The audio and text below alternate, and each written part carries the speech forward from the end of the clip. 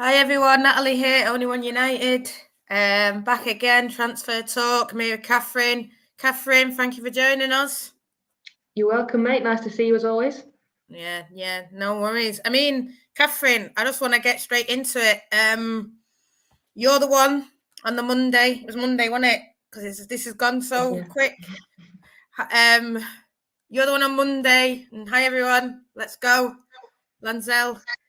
You're the one on Monday who broke the Geyse. Geyse. That's how I'm saying it. If I've said it wrong, I'm sorry. But you're the one who broke it. And then has said continuously about, well, I think Geyse and Kerolin, they've been sort of continuously linked. So just, Lanzel's already saying it, just tell us, Geyse, how did it happen? Just tell us your view on it all. But you're getting love here. Yeah, so obviously United have kind of got a list of players that, to replace Alessia Russo, and Geyse is one of them. I do think she's, right at the top of their list of targets. Obviously she only just signed for Barcelona last summer, so she's not been there long. But I think she kind of was in and out of the team a little bit. And yeah, the club want her. Whether Barcelona want to sell her is another matter, as I think Rich said on Monday as well, that they're a little bit reluctant to sell. She has got obviously another year on her contract, so in terms of kind of prizing her away, it is going to have to take a reasonable fee to do so. But she's a player they want. It is not going to be a straightforward deal, but if it was one they could pull off, it would be. I think it would kind of, what's the right word, I guess, kind of fix a lot of what went wrong in terms of losing Alessia Russo. I think it'd get a lot of people maybe back on side, because I think we would both say it would be a massive signing for the club if they could pull it off.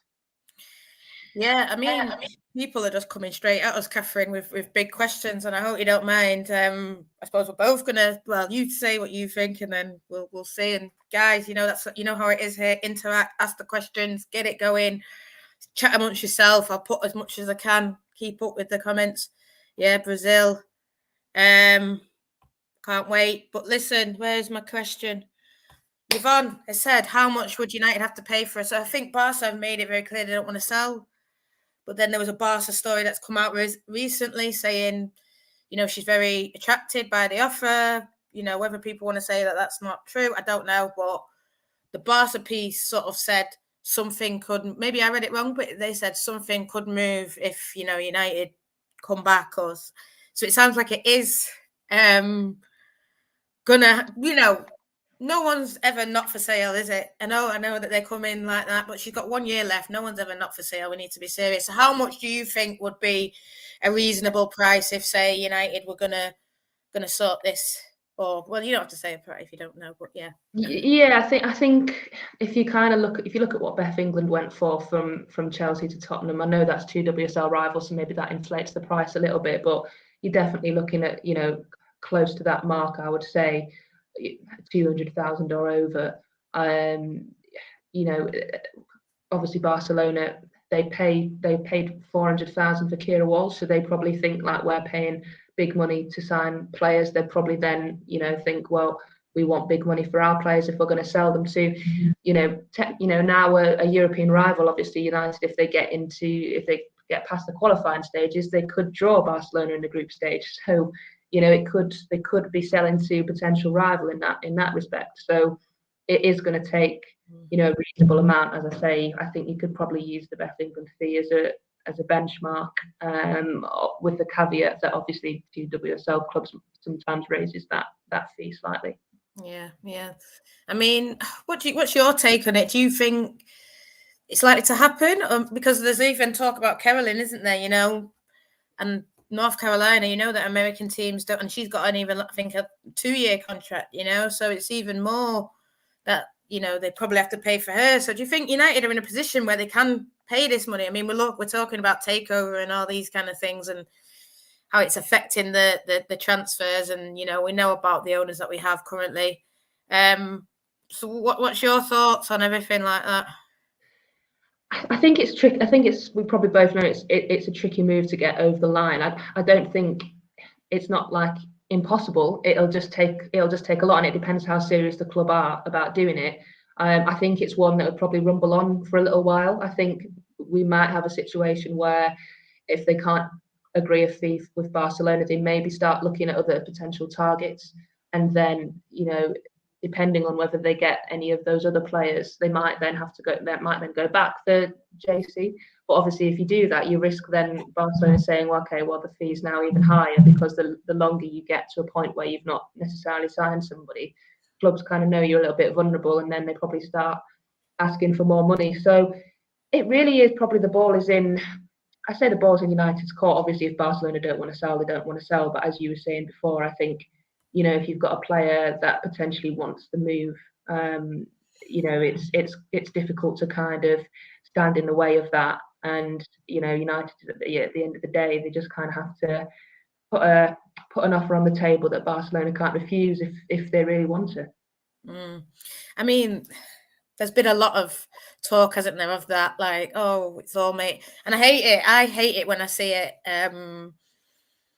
You know, people saying, journalists, yourself, Richard, we're making it up, and I just think, because you said we're interested, Richard then said she wants more playing time. Someone in Spain came out and said they're similar to what you both said, and then there's still people saying no, it's a lie, she wants to stay. And I just think, I don't know. I get it if you're a fan of that club and that player, and you don't want to believe it. Barcelona, treble. Of course, you don't want to believe it. But I mean, talk to us about Man United. Why would a player like her potentially want to come to Man United, or what do you know on that kind of thing?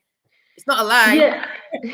Yeah. I mean, that's the thing. I think I don't really understand why people think journalists would make stuff up for fun. Like, I know every now and again, you know, certain situations like that can happen, but I think what maybe people don't understand is that journalists, what they're reporting is what they've been told, and what they've been told might not necessarily always be right, but at the end of the day, it's what you've been told. So that's why you report it.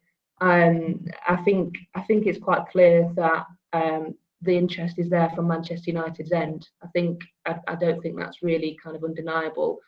You know, that doesn't mean that the move will come off. I think in terms of why she would want to come to United, I think, like I say, obviously, she probably looks at the team and thinks she's probably guaranteed to start pretty much every game at the club, with Russo kind of now being out. Whereas at Barcelona, we know it's a lot more competitive for minutes, for time on the pitch.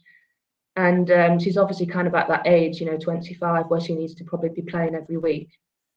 And the other thing, obviously, is Manchester United are a huge club. You know, it appeals to players all over the world, regardless of kind of that. You know, obviously players will always take into account wages and whether they think the club's going in the right direction and if they've got the best facilities and everything along those lines. But sometimes players are also swayed by kind of emotion, or, you know, that kind of connection to a club. And I kind of get the feeling that there's that sort of may play into it as well. So, as I say, I think it's one that'll probably rumble on. I don't think it's one that's going to be sorted, certainly not before the World Cup starts. So it is one of a kind of a catch-22 scenario. If she goes and has a fantastic World Cup, then there might be a couple more clubs having a look at her. But obviously, you don't want her to have a bad World Cup if you do end up signing her. So it's one of those situations. But I think it's one, as I say, that might go on for a little bit of time.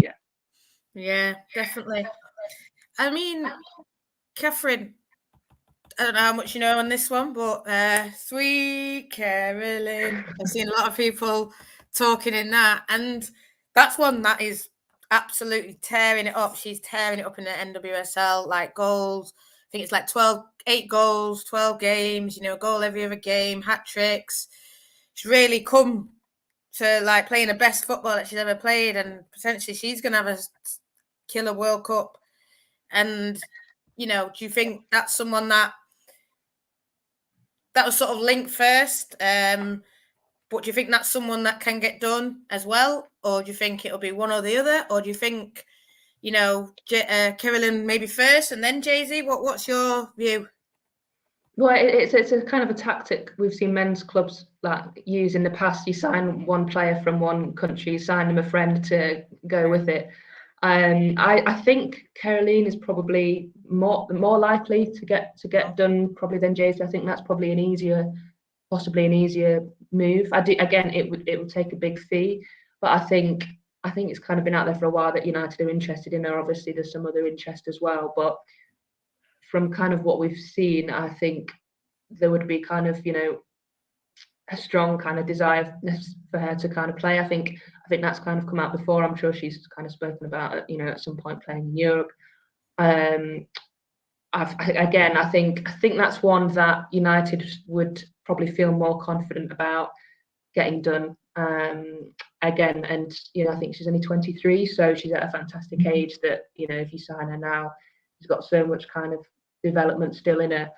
And obviously she's having a fantastic season. But again, likewise with Geyse, obviously, going to the World Cup, and if she has a fantastic World Cup, suddenly, the price maybe rises, the interest rises. So again, it might be what is probably going to be one that might get finalised after the World Cup. But I would say that, United are probably very well on the road in terms of negotiations with that transfer. Georgia Lee's got a question here. Is she January only or possibility of this window? What do you think? It's a good question. And I think that's where the answer on that might determine possibly the outcome of the Geyse transfer as well, in terms of if United can only get Kerolin in January, then they're going to need someone right now. They can't wait half a season for a striker. And that one feels a little bit up in the air. I think that's probably one that would be discussed between the clubs. I think if you're paying a big fee, you would kind of hope that you were going to get them straight away. But again, I think that's one that's still very much up in the air. And again, we'll probably determine who else the club are targeting if they get an agreement where it's January only. They're going to need somebody else for those first few months of the season. Yeah, definitely. People are saying welcome. We're Brazil FC. I know someone, I think it was Melissa or someone, put a song. I've been told off about it for Geyse. I know everyone was waiting on songs, but it's probably because Geyse is going to be the one that saves me. But we're not allowed Oasis songs. But Sweet Kerolin is the one. How would you feel, Kathryn? Sweet Caroline adapted, Man United fans singing it. We're not letting SFC. We've made it a Brazil song now. Yeah, I quite like that one. I think it's catchy. I think I can imagine you lot singing that loud and proud in the stands. Definitely. Yeah, definitely. I saw a question from Lot, and I just want to go back to it. I suppose it's taking it away from the Brazil route, but listen, guys, keep whatever you want to ask. If you want to ask more details about either player, come. We'll talk about it all. But is there any other strikers who are interested in, apart from Geyse and Kerolin, that you know of? I know you said, didn't you, about what's her face, Robinson. Sorry, we're going back to the Lioness, but she's more a winger. But I mean, could you see her coming in now, or like what's your take on, I suppose, that one, or is there any other names? Yeah, so I'd say Robinson's the main other one that I've heard of. I know that obviously the club will have a long list of forwards, but Robinson's obviously one they are keen on. Again, another young player. We know that the club likes to sign players that are younger. She's obviously kind of very highly thought of within the England setup. Finished the season really strongly as well. And obviously, United have dealt with Brighton before in transfers, obviously signing Maya Letitia. And obviously that was kind of a minimal fee. And I think there would obviously be a fee for Robinson, but it's not going to be it wouldn't be one that was sort of break the bank necessarily, but Brighton will still want a reasonable amount because it's a player they've developed and a player with a lot of promise. But I think again the player probably wants that move. It seems like a natural kind of step in her career. She's going to the World Cup. She probably does need to move up a level and be kind of playing at the top end of the league and obviously playing in the Champions League as well. So I would feel quite confident. I think United probably feel quite confident they'll get that done. Again, probably not before the World Cup necessarily. It's very difficult to kind of get these, once the players are in camp, it's quite difficult to get these things sorted out. And I think there's still a couple of issues in terms of the clubs need to sort out first before the players kind of agree anything. But I wouldn't have thought that would take too much negotiation with the player. So again, that would probably be one that would be done after the World Cup. But I think that would be a very good signing for the club, especially. I think she could fit in with Mark Skinner's kind of style of play very well. Yeah. I mean, there's another name that I've seen 3 times, so I'm going to talk about it. Rachel Daley. I think David mentioned her twice, and then I've just seen Stuart saying Rachel Daley, pay money. I mean, what's your view on that? Do you feel that will happen, or do you think is Rachel maybe? I'm not. People are going to get upset with me now, but I'm not saying she's a backup, but it could be like if the Geyse thing doesn't work. Like, I know Rachel's on a long contract with Villa, but if they won't have money to spend like in that respect, could they drop, 250 on Rachel? Or I don't know. Like, listen, this is just speculation, and it's not saying this is happening, guys. Please don't send people after me. But that's a name. Like I said, it's been mentioned in the chat. What's your views on that one? Yeah, I've heard here and there a couple of whispers about Rachel Daley and United, and about there being interest, and about them, looking at submitting a bid. I'm told quite firmly that there is an interest there, that she's not one of their targets, and obviously they're looking at other options. Doesn't mean that might not change later in the window if they don't get those other options, but I think right now she's not a priority. She's not necessarily, she's not a player that the club are kind of looking at bringing in. I also think possibly doesn't necessarily fit. She would be a player for the next couple of seasons, rather than a long-term prospect. I think obviously she's 31. She's in that, probably you could say, peak of her career in that respect. But how many kind of years would you get out of her right at the top? Maybe 3, maybe 4 if she kind of continues to stay fit. But at the minute, I don't think she's a player that United are seriously looking at. Potentially, if I know people. Some are saying yes, some are saying no, some are saying they want Kerolin and Geyse first, and then, like you're saying, it sounds like there are, if you have targets A, B, C, D, sounds like those 2 are the A ones, and we're quite, like you say, ahead, working hard on them. So I don't mind that. And then, like you say, maybe come back for other ones. There's 2 people have asked this question. This name, Kathryn, tell me if you don't want to just go bang names at you. But this is, I suppose, how we roll here. Is that okay? Yeah. Ramu said, "Why is there no rumours on Diane Rose released today?" Siobhan, yeah, I'm surprised. That is a player I do like her. I'm not going to lie. I mean, yes, she's just had her injury. Lanzell saying injury. But I do like her. And I feel like she's free agent. And I know we just talked about Katie Robinson, but, if Brighton, like you say, good World Cup, they're not going to let her go for free. Whereas you have got Rose there. I mean, what's your opinion on her? Do you think have you heard any whispers about where she's going? She was obviously one that would get let go. I think everyone sort of knew it. But do you think she would stay in WSL or go back to America? What's your thoughts? Yeah, I'd like to see her stay in the WSL. I've not kind of heard anything in terms of where her next destination is. Obviously, it was only announced today that she's kind of leaving Reading. Again, I agree with you. A talented player on her day, then been very unlucky with injuries. Whether United would be the right club for her, I'm not sure. Would she be playing every week necessarily? That's probably something she would think about. We know the club kind of. Obviously, the move with Adriana Leon didn't work out. She might kind of consider, is she going to get more minutes somewhere else? But again, if United were to come in, I'm sure it would be difficult for her to turn down. So, as I say, with you, a fantastic player, but not one that I've heard being kind of linked anywhere. But doesn't mean that won't change the next week or so.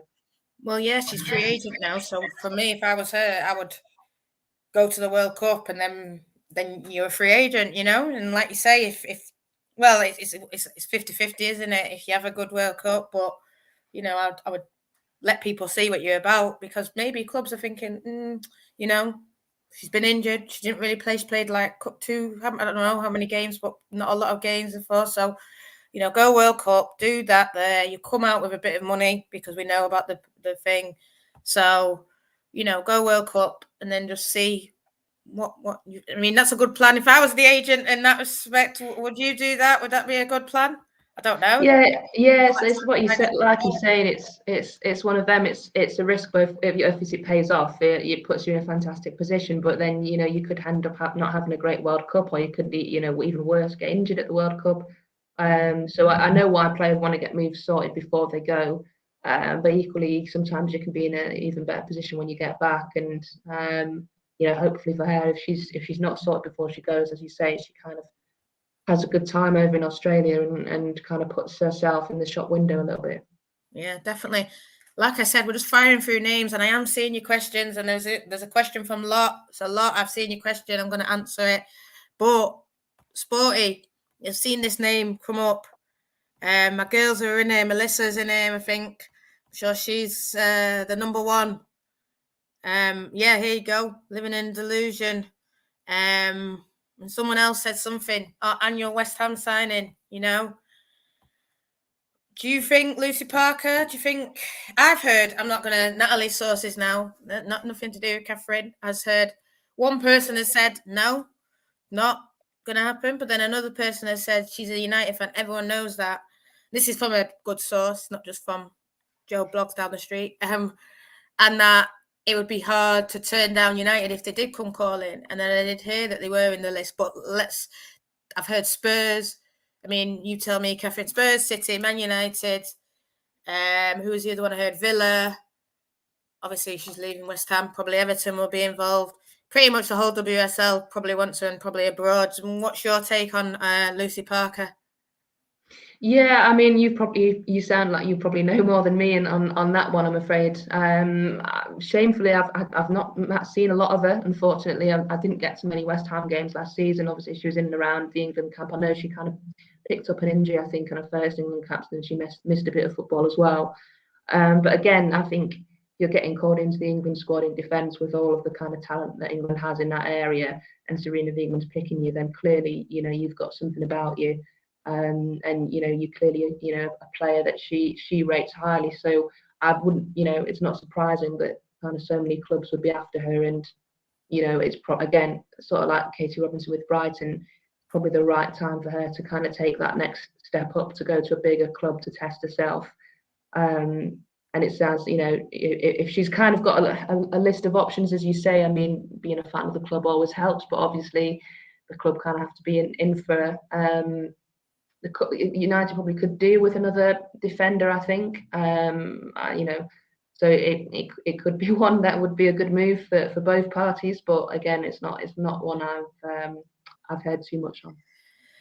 There's a name that I want to bring up in terms of defenders, and Tom Gary linked to. And I'm sorry, Melissa, I'm sorry, but I've heard more people say that we're more likely to get. And I don't understand it either. I'm not going to lie, but who am I? I'm not their manager. But, someone's saying Parker to Brighton. Maybe, I don't know. But listen, look at her.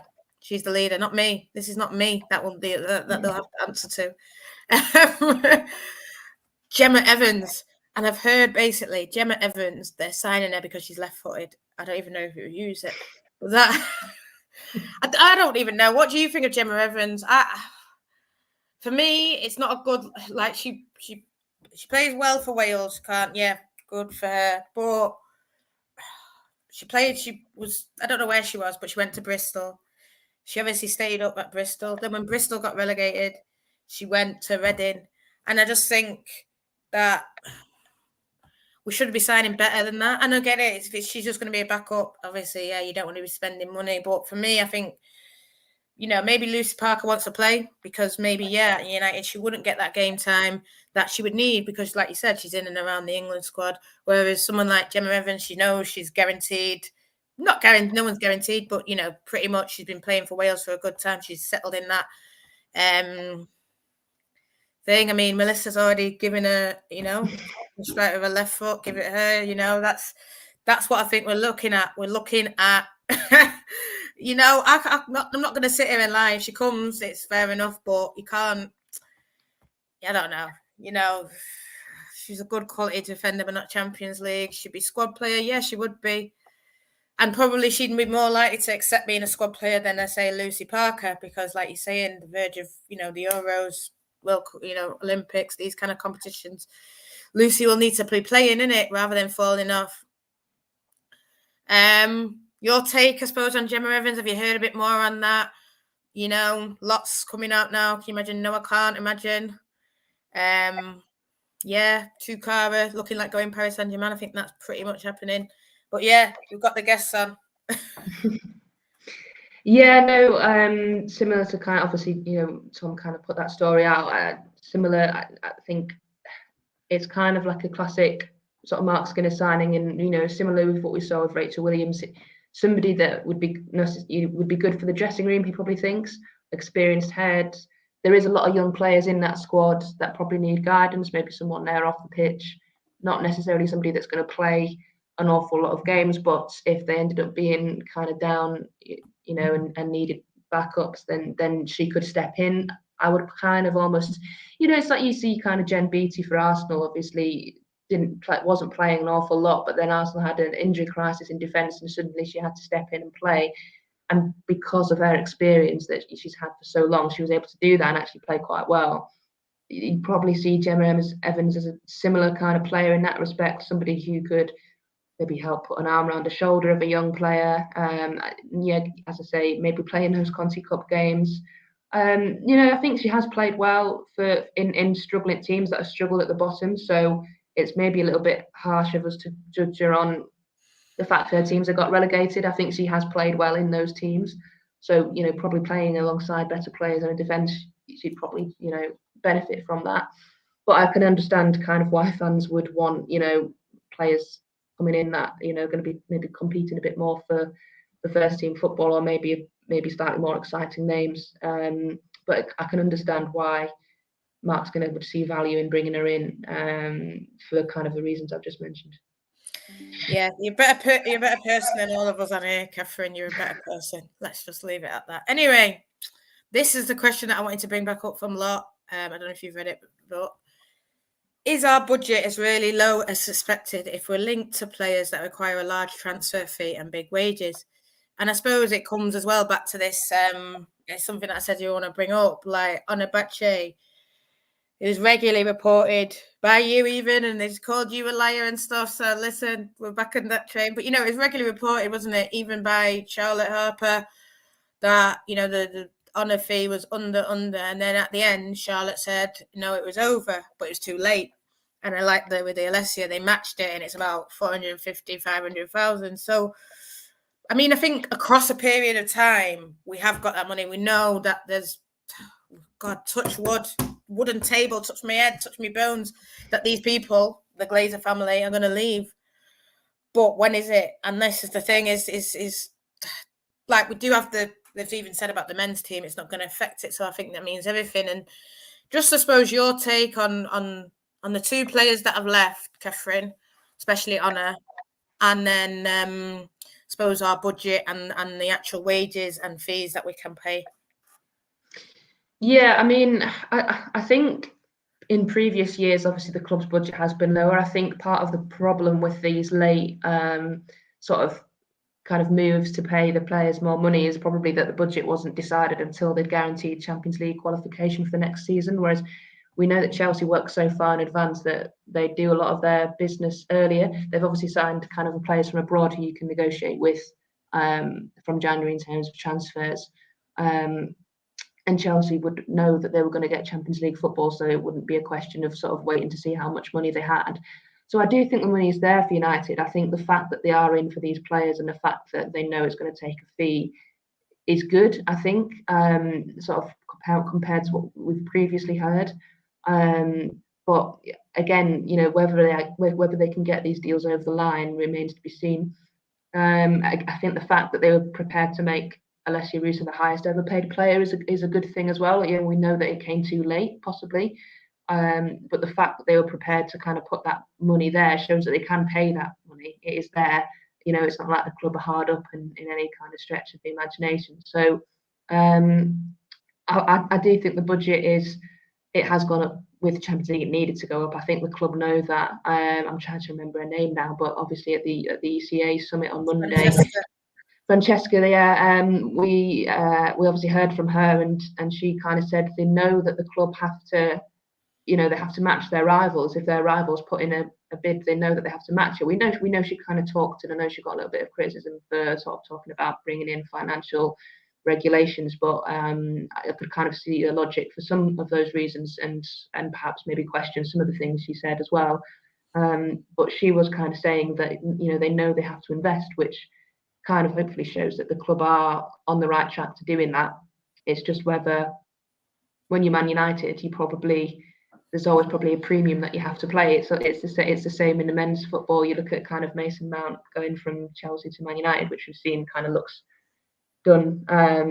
When you're Man United, you have to pay a bit more, I think, sometimes, and I wouldn't be surprised if that's the same in the women's game as well. Yeah, I mean, that Francesca, I mean, it got a very negative reaction. Maybe some of it was overplayed, but yeah, she couldn't account for your story being on that Monday. Yeah, she didn't know that was coming. Or did she? Did you go and? But I just think that it's one of them ones, isn't it? That right. And this is what I wonder about this club. Do they know these things? So for me, if I'm waking up and going to a conference like that, I just check what's going on today. Bang. Oh shit, it's out that we're interested in this girl. And I just think, I'm not saying what she said was wrong, because I think it, when you see little things and it can click, it can rile people up, and then you think you need to read the whole thing in context. And I think your article was good for that. But I just think with Man United, they know the way it is. Like you say, Mason Mount, United tax, all these things, everyone's looking at you, and you've just been linked to a top quality striker. And then to say that, I just think it was, I'm not saying she shouldn't have said it, because those conversations need to have. Look, and I'm right in saying London City Lioness is Reading, she made valid points. Yeah, but I don't know. I mean, do you see what I'm saying, Kathryn? I just think that it just didn't look good. That article came out, and then she said things like that, and then it's Man United, and we already know that everyone's looking at them to make moves, and she could have tailored her speech maybe a bit more. I'm not saying she had to confirm those, but you know what I mean. But she could have. But look at us, we are. I don't know. I mean, I don't know. Yeah, I think it's interesting because she was talking about kind of salary caps, and she didn't come out and say I want a hard salary cap, but she did kind of obviously say maybe that needs to be increased. Whereas Emma Hayes is very against salary caps. I think she said back in 2019 to kind of scrap it completely. So we've got a soft cap salary cap in the WSL, and basically it's 40% of your overall kind of income, but basically the bigger clubs can inflate that by using the profits from the men's team. So it does work in the bigger club's favour. And she was kind of saying, oh well, if we want the league to be more competitive as a whole, we need to kind of fix this. And fair enough. But then again, kind of some of the other points she was making, obviously it was almost like, well, this benefits you. So it seemed to be kind of a strange, almost they were taking a kind of moral stance. But we know that United kind of need to be buying the best players. It's what Chelsea do, it's what Arsenal do. Vinay from Arsenal was there as well, and he kind of said something similar, but said it in a slightly different way to what Francesca did. But yeah, as I say, Emma Hayes is very against kind of that salary cap, and obviously a lot of people are, in terms of saying it kind of limits women's footballers can earn. We know they don't earn anywhere near what the men do. Obviously, the players right at the top of the game can earn a reasonable amount. But at this point where women's football is, should we kind of be limiting players what they can earn? So yeah, it was an interesting kind of discussion. I don't think anybody there was expecting it. And as I say, it just kind of didn't really fit with the position that United are in. Some parts of it, I could see her points in some parts, but in terms of, United as a club, where they want to get to, and, what they've probably done on the men's side, some things didn't quite add up. I think the time for her to say that is, I'm not saying, but when we win a first trophy, then come out and say that at that point. I think we've only just made Champions League. Like you say, we need to be throwing money. We need to be, because there's these accusations against the club that they're not serious, and it's from me as well. So they need to it's from a lot of people, not just me, but within and with outside, and we know that they don't value women. Look at the Glazers have cancelled the women's team, when they first took over in 2005. They brought them back, but then we've seen with Geyse, with people that, that have come in and out, they're saying that it's not good enough. You see, you hear with agents, the way they talk about dealing with things, it's not good enough. So, it's not just, there needs to read the room a bit. And I think that United are just bad at that, men and women. They're just, we've seen Ed Woodward come out of it and say sort of, oh, we can do things in the market, and they didn't do anything. So, it's not nothing against her. It's just this club as a whole is well, we know it's rotten. The fish rots from the head, and we just hope that that's going to change. Any news on that, Kathryn? You're asking the wrong person, I'm afraid. That is above my pay grade. Yeah, but we hope it's soon, and we hope whenever they do come in, people like you hold them to account with the women's team, not just the men. So yeah. Listen, there's a question here. I'm going to come to it. Sporty said it and Georgia said it. Martin Ho. For me, this will be, George is saying, might be a huge loss. I'm going to say something, it might be controversial, but for me, Martin is just as, if not bigger, loss towards than two players. Because for me, he's a key part of that team. He's a key part of tactics. He's a key part of, anyone who goes and watches the team, Martin is there at the front. I know he probably does want, and I've heard a lot, like he wants to be a manager. Maybe something's come up. We know that, West Ham's available. I mean, I think he's too good for Blackburn, but Spurs is available. I've, heard that they might be done, but, things like that. I mean, West Ham might be a good one. George is saying, yeah, bigger loss. What do you know anything about that, about mine? And, like I said, there are talks, isn't there, that, there are men's first team jobs available. So what do you think is going on with that? Yeah, I agree with you in terms of it'd be a huge loss. I think his dynamic with Mark Skinner is very, very strong. I think the way they kind of celebrate goals together, and also the way that Martin used to kind of ramp up the fans after victories. I remember seeing the video of him kind of going over the away end at the Emirates. So he would be a big loss, but obviously, you kind of get these situations sometimes when assistant managers do want to take that next step to being a manager. As you mentioned, obviously there are some vacancies available. I've not heard his name mentioned for the two in the WSL in terms of West Ham and Tottenham. I've heard a couple of whispers on West Ham. I can't say who because they're not been sort of confirmed, but I've heard he's not one. I've not heard that he's not one. He's just not one that I've heard. It doesn't mean he wouldn't necessarily be in contention for that. As you say, a couple of jobs in the Championship, Reading, whether you would want to go to Reading at this point, given that going back to part-time, the men's team seem to be in a bit of a tight space as well. So, yeah, I mean, it's, again, obviously Emma kind of put that story out, so that's kind of one of hers. But as you say, if he was to go, I think he would be a big loss. But I also think he would be a big gain for whichever club it would be that got him.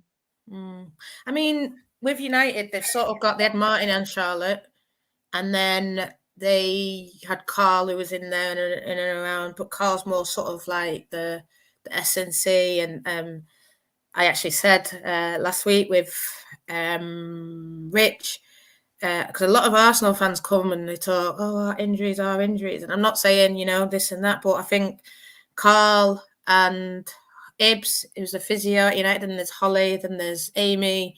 These kind of team don't get enough credit for what they did and keep, people say this and that, but at the end of the day, if the guy didn't play a lot of players, but then went all the way to an FA Cup final, went all the way in the league, toe-to-toe with Chelsea, and yet, like you say, there wasn't much rotation, but these players stayed fit. There was, I can't think of, other than sort of Manian, who's sort of, I think she's put a statement out, I'm not really seeing it, but she's put a statement out, not making the World Cup. But I know they were trying with her till the last minute. Lisu came in, had a little injury. Obviously, Maria's had an injury, but 3 injuries.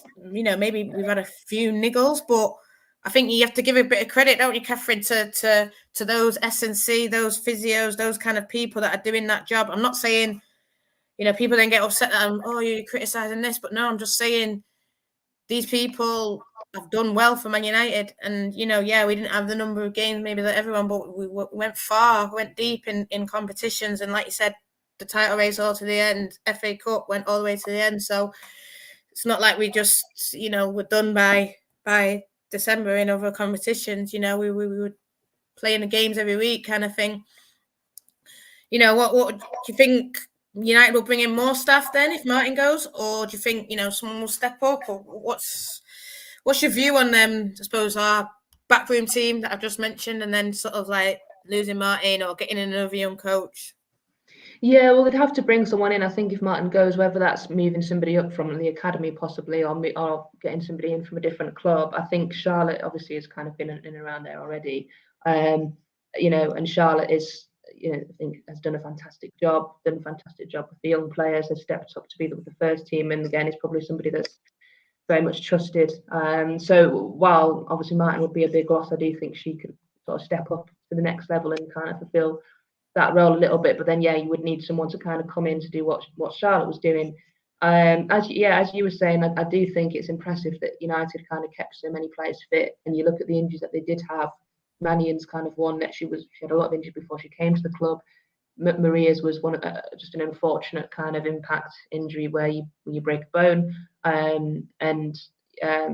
You know, obviously again, Lisa kind of came to the club sort of with, you know, not necessarily maybe fully fit. So you could kind of explain all of those injuries. I always kind of look at somebody like Ella Toon, who just seemed to play so much football.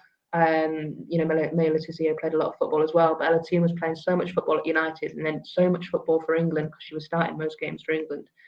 And maybe a couple of times she looked a little bit tired, but importantly, she's not picked up an injury. You know, touch wood.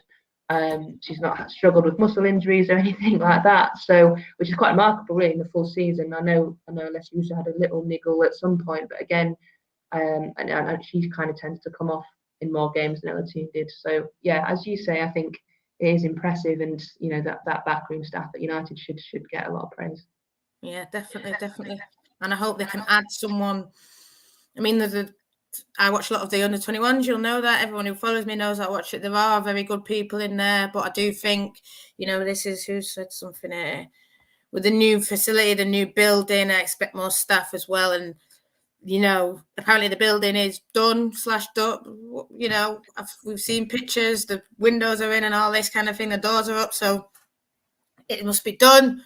But I think they need to like put in that equipment, make sure we've got the best, you know, comparable to the men's. I don't just want, you know, a jacuzzi with a tile falling off. I want the state of the art running on ice water. I don't know what they do, but that's what we need in that kind of thing. And that is going to be money in it, Kathryn, to put all that, buy the equipment. I mean, they've got the equipment in that other little tent, but this is going to be bigger than that tent. So I want that. I mean, do you think that's what they're going to do? I mean, I don't know how much you know about, I suppose, United and the facilities and that plan, and, you know, Polly coming in and maybe overseeing a lot of that. But, you know, do you think that, you know, this is going to be serious? This is going to be, you know, rivaling in terms of the facilities that we're going to have now, maybe? Well, I think it has to, because if you look at all of the other top clubs, they've all got fantastic facilities. Yeah, Arsenal very much at London Colney. They've built the women's team a new little segment there. Chelsea obviously at Cobham. Man City, we know, have kind of had great facilities for a long time, and we know on the men's side at Carrington it's not necessarily been great either. So it's kind of been a club-wide thing, not just the women, that maybe the facilities aren't as good as where they are at other clubs. We know that Polly had experience at Brighton in overseeing their new training facility. She was actually there when she, you know, they showed media around their training ground. I actually spoke to her back in 2021 when that had finished, and that was a fantastic kind of facility there, probably one of the best in the league, and it's obviously connected onto where the men's site is. So I think that's probably where Polly comes into her own slightly, that she's kind of got that backing and that experience, and you know, if she's heavily involved with that, you'd be confident that it's good. It's Manchester United. You know, it has to be good. It has to be up there with the best. And if you want to attract players, you're showing them around. you need to be showing them around good facilities to make them want to sign. Yeah, definitely. I want the best. I don't want no broken jacuzzi like Ronaldo, and then he tripped and broke his leg. Hey, Ryan, I'm coming to you, boss. You see, I don't miss any questions, so get in the questions. I will come back to them. I came back to lots. He came up with this a lot, and he's been saying Beth England, but she's only just come. I'm trying to find back his thing.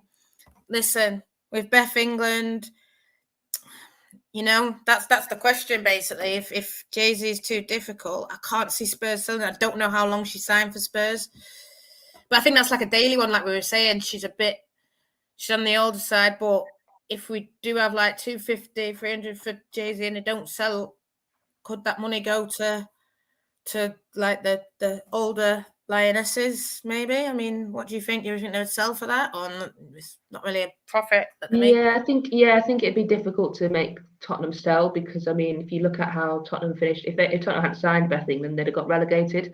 And if they're serious about kind of building a team, they've got to keep her, and they've got to keep their best players. If they sell her to United, that's just kind of accepting that they're not going to compete, not going to try and compete at the top end of the table. So again, it doesn't mean that United might not have a look at it at some point in the window, but not one that I've heard is on their list as of yet. I think maybe one that might have been of interest if they'd lost Lesia Russo at the start of last season, which obviously they didn't do. But right now, I think it would be very difficult to get her away from Tottenham. Yeah. Listen, I'll come back round to other teams, because I do know there was a Villa fan looking, and Spurs, and West Ham maybe I've just lost a little. But we'll come round to that, Kathryn. If you're happy to maybe talk about how our rivals might do, because I've seen a name that I'm gonna bring up in a minute.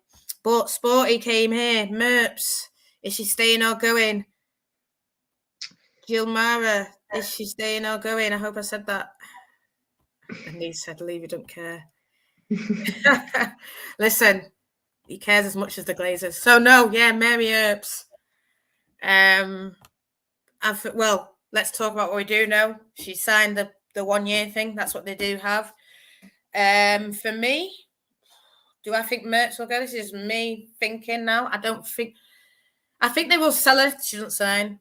So I think if she has the World Cup and she comes back and she doesn't sign, I think they might sell her, Kathryn. I don't know. I mean, I saw people saying about Bagley as well. Can you see that being our second choice keeper? She's got an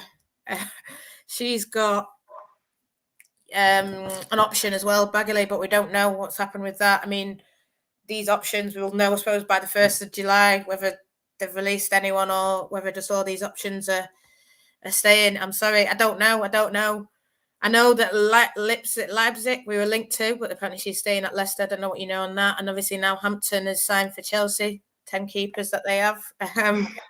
But listen, no, that's their prerogative. I do think we need a keeper, whether Mary stays or not.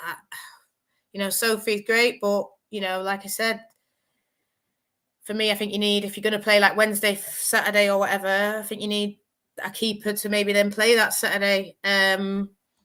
If you then have another big Champions League game coming up, I think, if you play Mary's thing, I think you need I'm not saying that Bagley isn't that, but, I don't know. So what's your take? People are asking over Mary or Leipzig or Bagley. Yeah, well, I mean, the latest I'd heard is that Mary's happy at United and isn't sort of looking to leave. Obviously, clubs are interested in her. Naturally, she's won the FIFA Best Award for goalkeeper. It's only natural that clubs are kind of going to look at her situation and look that she's only got a year left, and that there might be interest there. I don't think they've kind of got anywhere with contract negotiations as of yet. As you said, obviously it's whether they kind of learn from that Russo situation where they won't want to get in a situation where they think a player's going to sign, and then it comes to the end of the season, and then they've not signed, and then they lose her for free. So I think there will be kind of, you would hope that they would be a bit more on the front foot with getting her tied down when she gets back from the World Cup. I think as long as they put a good offer on the table, I think she'll sign. I think she's happy. unless it'd have to be like a huge club, I think, that came in for her. But even then, I think she's settled. She's kind of one of those leaders in the dressing room. So it again, very much kind of in the club's the balls in their court, really, in terms of getting it done. But as I say, as far as I'm aware, she's happy and isn't sort of looking at a move at the minute anyway. Do you think we'll sign a number 2? I think, yeah, I wouldn't be surprised if they do, because I do think Emily Ramsey could go. I think she wanted a move in January, a permanent move to Everton, which didn't happen. So that could happen this summer possibly. And then again, as you say, you always kind of want three goalkeepers in and around there. And yeah, I wouldn't be obviously I think we knew there was some interest in Hampton from United's end, so clearly they're looking at possible options. So I wouldn't be surprised if they did bring another keeper in. Listen, guys, we're not going into this road. Listen, here's one I want to talk about. We'll take that off. But yeah, Mary called them out, and I loved that. But then I loved it, but then it scared me, I suppose, when she did that little speech. Don't know if you've heard it, Kathryn at the end saying we need to keep our players, we need to get good players in. And I think the Geyse, and I saw someone asking over Geyse, yeah, I think should be a brilliant upgrade on Russo, Kerolin as well. But these are the players that is going to make Mary, tying these players down are going to make Mary think, yeah, I want to sign as well. Do you think players look at that, who they're signing and stuff, Maybe Gemma, no offense to her, you might not want to sign, but then when Geyse and Kerolin walk through the door, you grab your pen and paper and you want to sign. Alexander saying what's happened to Cascarino, loans over. French article saying that. Is that what you've heard, Kathryn? And I suppose another midfielder. I know I'm pushing you all into it, but Vilda, what do you know, if anything, about those, Cascarino and Vilda? Yeah, two players obviously didn't play a load of football. I know Vilda obviously did quite well when she did play, kind of in and out of the team.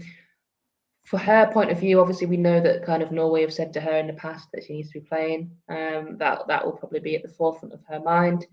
But again, I do think there's a scenario where she could stay. It's just again one that's kind of still up in the air. Cascarino, I've not heard too much on. I've heard a couple of whispers on that front that again, yeah, she might be heading back to France. Didn't kind of really work out for her here, but nothing kind of concrete. Listen, Vilda will break all our hearts. I think the thing what angered a lot of fans the most was actually the comments that he gave to you, Kathryn. I think he gave them to you after the Lewes game. When she scored the winner, Yeah, she did score the winner. And I think it's just never worked out for her, is it? It's just never. I don't know what it is, and the way he speaks. But listen, we're not talking. Or what do you say? It doesn't sit well with me the way he said that. I just didn't like it. I think sometimes managers can get like. Quite often at clubs, there are players that are very popular, and I think Vilda's one of them. And sometimes there's a clamour for them to play, and I think managers do. I'm not saying that Mark Skinner sort of scrolls through Twitter, but he probably does see. I think he probably does see fan opinions, and he probably hears fan opinions at games, kind of saying, "Why is she not playing?" So he'd probably been sick of being asked that question. And sometimes it can almost make the managers go the other way. You remember kind of like the Jack Grealish situation with Southgate. He almost sort of like never wanted to pick him, and then eventually did. So again, I just don't know whether it's a case of she's just not quite the type of player he likes for her system sometimes. I can't remember if she signed before he was appointed as manager. I think she did. So that never really helps a player if they've already been signed before somebody's come in. I think when she has played, she's done well from what I've seen. So yeah, it's just one of those things. I think sometimes he's kind of gone with his more trusted midfield options, or the midfield options that he kind of prefers, and then when he wants to be more attacking, he kind of puts her in. So yeah, as I say, I think it's a little bit of a strange one, because I think she's a very talented player, but sometimes certain players just don't necessarily always fit managers' kind of systems, or for whatever reason. Nasdilna says, are we looking at fullbacks? We need a left back up. I've heard we are going for a left back up. I couldn't tell you any names. I don't know if you've heard anything on that front, Kathryn, or anything that we're going for anyone, or not any names on the left back, but I would agree that you probably need one. Yeah. So yeah, we're gonna get it. Listen, I can see people talking about just an area that I want to talk about, Kathryn, just very quickly with you, if you're happy to stay on, and then I might just talk about other clubs as well, if you're happy. Yeah. Midfield. Do you think we're going to sign a midfielder? I've heard that we could sign 2. Like I said, this is just what I hear. 2 from abroad. I don't know any names. I mean, maybe, Grace Chiero, we could be signing her. I'm not saying we are, but, that'll be a good player, wouldn't it? Do you think, you talked about the players. I mean, John said what he said here. I'm not even going to get into those names. I love Lad. I think Lad, I've heard he's signed a new contract. Obviously, Katie has 1 year. Vilda's got her 1 year. I've heard they've signed Manny in as well, because someone was asking before over who signed. Blundell signed. I think Rich pretty much confirmed that all in the last video. So there's players who you're probably going to hear towards next week. New contracts, 2 years, however many years, God knows. But I do think we do need, can't just play the same midfield. I think a lot of the times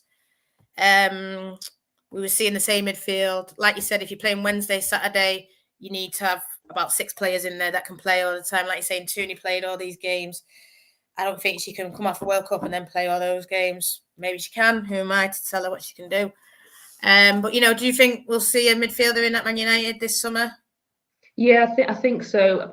Purely because if you have to plan with you have to think that you're going to get through into the Champions League group stage and then have planned for that. In which case, you need a bigger squad and more quality players as well in that midfield area. I think it's fair in saying that sometimes where maybe United lost out in those games against Chelsea was the midfield at times. So I do think it's an area that probably needs strengthening. Probably maybe a defensive midfielder and a more attack-minded midfielder as well. So kind of what you're saying in terms of 2 would make sense, because I think they need 1 of each just to strengthen the squad. Yeah, and if there's talk, I mean, we're talking about Vilda, but we've seen reports that she might leave. So if she's seen as more like the 10 replacing Tooney, I think you'll need another player in there, and then like you say, a 6, a defensive, and then like what Vicky said there, Lisa and Jade. Jade's that right back, but Lisa is that 8 who's going to be competition for Zellum, really. And that's what I think we do need. I know John was saying it, but I think sometimes when you talk about Zellum, she gets a mixed reception from United fans. I think Vildas gets a one reception in Zellum, and maybe that's where all the frustration comes out. And listen, I even see that, but I'm gonna leave that, Alexander. I don't want to talk about that for too well. No, let's talk about it. Van Eldermont was linked to United last season. She just left Reading. That's not a player I think we should go for. From what I remember in the January, I think even Mark came out after a game and said it was just fake news. I mean, I know nothing's fake news. We said that, but obviously I think he just, got frustrated, like you say, fake news. You're just linking us, and I do think there is that now coming in. Agents will, you maybe have a little brief conversation. Oh, United are interested. No, we're not interested. We looked at it, then we looked away, and then suddenly, United are interested, and why not? That's go make your money. But I mean, can you see that one happening to United? I can't see it, but maybe Yeah, I'd be surprised if that one happened. It's not one I've heard of. Like you said, isn't it? I think, like you say, journalists get told something, they report it. But we know that there's games. There's someone rings at the phone. Oh, you're interested? Oh, maybe. Then they'll tell Kathryn, oh, I just had a chat with things. So all Kathryn will do is just say, just had a chat. I'm not saying that you just run off one source, but that's the game. This is the fun. This is the joy. This is what we want to see. Listen, this is what I'm going to go on to our rivals now, because I've seen names linked. Diane, and I suppose Guerrero, they've been linked to Chelsea. I've heard Chelsea have signed or will sign Diane. I mean, what do you know about that, Kathryn? Yeah, again, unfortunately, not one I'm across in terms of Chelsea. I mean, I don't know where she would fit in. I mean, they've got so many kind of forward attacking options. A fantastic player. I mean, she was. I think if you look at her stats for PSG, it was 17 goals in 17 games, and she didn't play after March, I don't think, because she was injured. So, listen, it'd be a great signing for the league. Not one not one I've heard. In terms of Chelsea, doesn't mean she couldn't go. Could be one. As I say, unfortunately, just not one I'm particularly across. I mean, do you think, like you said, where would she play? I mean, who am I? They obviously want to win the Champions League. Do I think that would be they would win the Champions League by just signing her? No, I think well, listen, it's not a Chelsea podcast, so I'm not going to say my full opinion. But I mean, yeah, it's good for the league, but they need to. I mean, what do you think, Kathryn? You say your opinion. Do you think it's a time now Chelsea need to really be winning the Champions League? Because yeah, they might win a double or they might win the league, but you know, with Diane, with this one, with that one, they, you know, do a bit better against Barca, or no? Do you think is Barca just next level? Yeah, I think obviously they weren't miles away from Barca in terms of score lines, but I still think there's a big gap. And Emma Hayes basically said, if you're going to beat Barcelona, you have to play the perfect game. And they just didn't quite. They had a couple of chances in both legs. In that home leg, they had a couple of chances and didn't take them. So they're not a million miles away from it. I think they probably need to strengthen in defence. As you say, and they seem to have a massive amount of goalkeepers, but I think they could do with probably another centre back, you know, possibly another full back as well, and maybe another midfielder. I think the forward options, they're quite strong there already. But listen, if you can add Diane to your squad, you're probably not going to say no, are you? Mm-hmm. Yeah, Sporty's said a thing. Jill Road to City, and I think, well, my City friend, she was at the last game. And she said, Gareth Taylor, I think he even said it to the media as well, said at the last game of the season, he came on the mic like you do, your last home game, blah, blah, blah, fans, thank you. And he said, we're going to tie everyone down to contracts, which they have done. And then he says one or two players will come in. And I don't know if he said the same to media. But then we've seen this possibility of Jill Road going to City. Listen, never mind think she was a red, she is a red. We had that confirmed in the Euros when she met her fan base. But I mean, what do you think of that signing? Is that, what do you think of even say there that the Gareth saying that, like, sign on the players that we've got and then just add one or two? For me, I think I don't watch City, but when I went to watch them versus Aston Villa, and I've watched them versus Aston Villa a couple of times, that was obviously their bogey team. The problem was midfield, so yeah, midfield. But I think they need centre back. I think they need potentially full back. I don't know. And then Ellie Roebuck, we saw there was little issues towards the end. Is she going to stay? Obviously, I think they wanted that Daphne, who's now gone Villa. What's your thoughts on City? Just if that's the only signing, are they still behind, or what's your thoughts? Yeah. I mean, Gareth did say the same to the media. I think it was his last press conference before the last game of the season. He basically said maybe one player or one or two players. Basically, obviously they've brought in Niels Nielsen to kind of oversee that. He kind of said, everyone always wants to sign a goal scorer, and we were kind of like, well, you've got the second top scorer in the league, so that's probably not the area that you need. But then you look at the stats for Man City, and I think they probably created the most chances of anybody, but their finishing rate was actually one of the worst in the league. So they've clearly created the chances. They just weren't always scoring them, and maybe when they weren't falling to Bunny Shaw, they weren't going in the back of the net. So maybe they do need another couple of forward options. I think Jill Road would be a fantastic signing for them, but I would say they'd need more than that to claw back, the kind of gap between them and the top three of last season. Because if you look at what Arsenal and Chelsea are doing, Arsenal and Chelsea have been busy already. We know Alessi was just probably going to sign for Arsenal in the next couple of weeks. Probably already done. I think it's just a case of announcing it. And Chelsea have done a lot of business already. We know Man United are targeting players. So if Man City are only signing one or two, yes, they had a good squad before, and yes, you want to get players tied down. But I always think they probably need a couple more than one or two.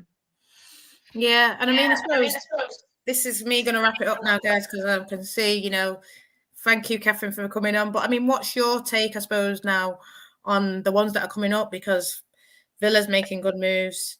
Brighton made a good move, and probably are looking to make further good moves. And, City, I don't know. When I watched them as well in the derby, they just didn't do much for me. And I think if that's your team that you're going to stick with the same manager and then just add Jill Road, I don't know. I mean, can you see Villa maybe overtaking them, or do you think no, that's too extravagant for them?